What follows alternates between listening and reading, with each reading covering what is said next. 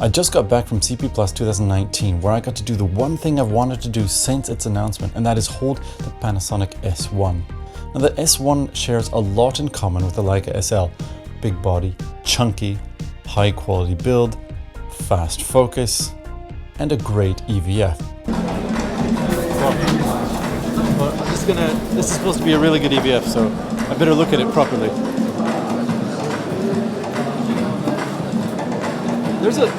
I'm not looking at rolling shutter, but the update speed is very good on this.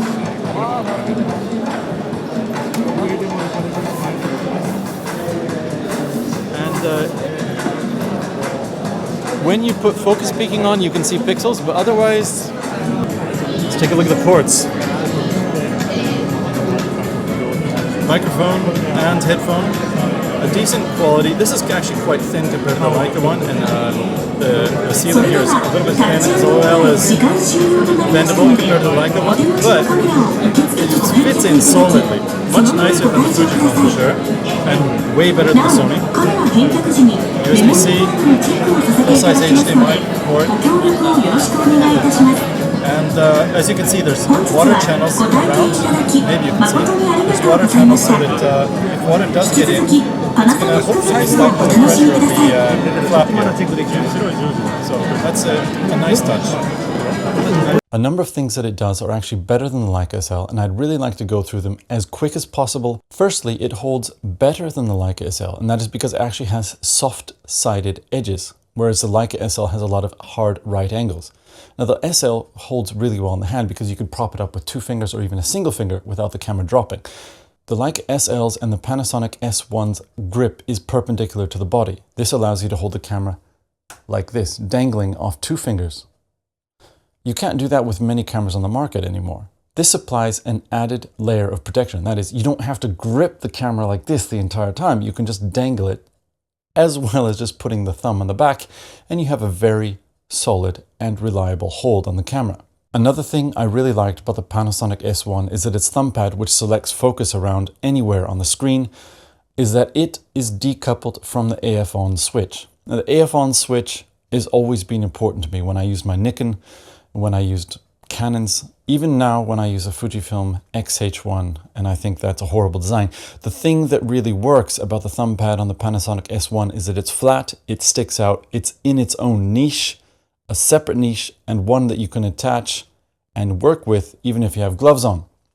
Whereas you can't do that with a Fujifilm X-H1 because it's a tiny little baby nipple. All right, well, let's see here. AF on. I can even flip this so you can see it.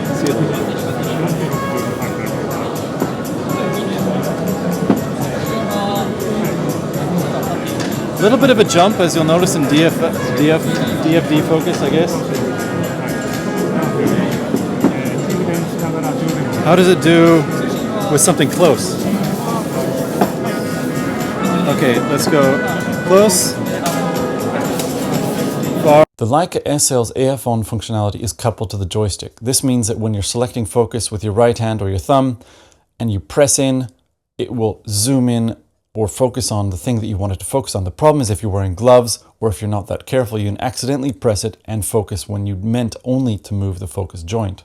Related to this, the S1 is actually faster in single point and static imagery focusing than the SL. And the SL was, apart from the D5 for Nikon and the D500, the fastest focusing camera I'd ever used in static single point focusing. Now, of course, in tracking, DFD just doesn't do it.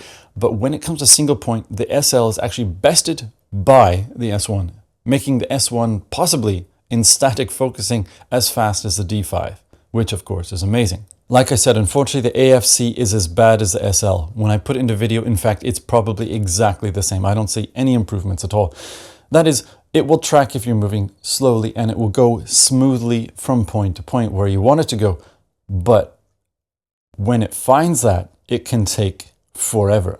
A nice thing about the Panasonic S1's eye focus is that you can change from eye to eye just by depressing the thumb pad. The problem is that it may or may not be accurate. When the camera shows the eyes, and that even if you can select them, it may be completely out of focus, as isn't exactly perfectly visible in the video that you'll see or that you see right now. But as you can tell, I'm having a little bit of trouble and the face is out of focus, but the camera is telling me I can switch the eyes. Getting to perfect focus in the eyes or anything, if the body is moving, the face is moving, or anything, is a real problem for DFD. Now it's been a real problem for DFD in the past, and I think it will be a real problem for DFD going forward. One feature I really wish Leica would implement into the next SL would be the integrated C/S/M focus knob. It's on the back of the camera on the S1, not on the front, unlike the Fujifilm where you have to guess, is it M here, S here, and C here, or is it the other way around? No, it's right there near your eye. So if you want to move your camera away from your face just to check, you can move it like this. Of course, it's indicated also in the viewfinder, but it's a big, giant thing that you can twist like this. There's no mistaking. Ooh! There's an expanded magnification in the center instead of the entire thing. Just the center when I turn the ring. So you don't have to expand the entire thing and lose what you're framing. Sorry. Oh, that's nice. That's nice. I want this. It magnifies in the central portion of the screen what you are focusing on, wherever that is on the screen. So you can keep your framing and only focus on exactly what you want. So you don't have to reframe. It's brilliant. In fact, it works well enough that even if something is moving slightly, you can keep the frame, and then just the magnified portion in the center allows you to help focus on exactly what you need. So framing whilst moving and focusing are possible now with a mirrorless camera, and they weren't. The closest I've seen to it is Fujifilm's, since the XH1, they had like a little tiny prism over here plus the main frame, but they were separate. So you couldn't look into the frame that you're focusing at as well as focusing. You had to look over here on the side to see what is the fine focus that you're doing, and then look at this frame to see what is actually the frame that you're trying to choose. The one thing that's going to kill the S1 for action photographers as well as for video loggers or people that want to use autofocus in video is that DFD is not up to snuff.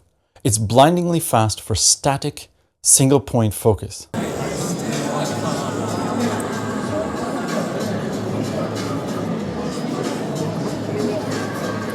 Okay, so it jumps quite a bit, but it's reacquiring focus pretty damn fast. But it's definitely not as smooth as like a Canon.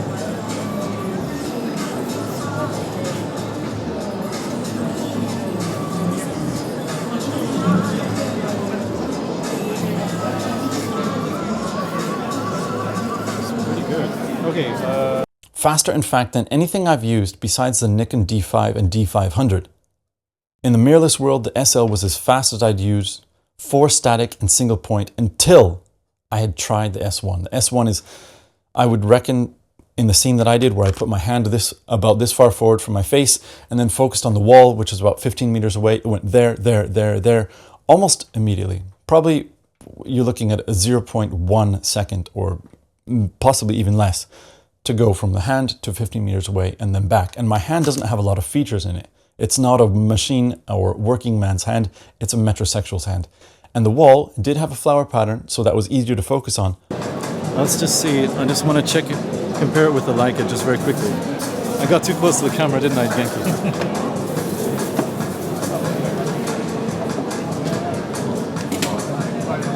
As far as demonstrating what it can do, it did wonderful. And the SL, I tried in the same test, and it was slower. Where the Leica is probably taking 0.3 of a second or 0.2 of a second, the Panasonic is doing it in like half that time. Let's just check that one more time.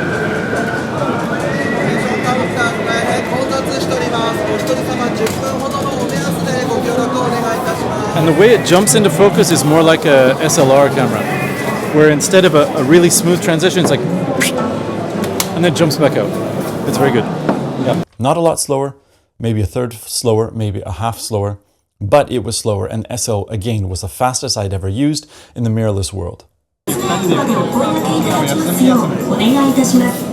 Beautiful. You just hold down the button. コーナー内は背景の異な And る instead of, it's like an old school digital お camera 好きなゾーン display. で撮影をお楽しみください。 Love it.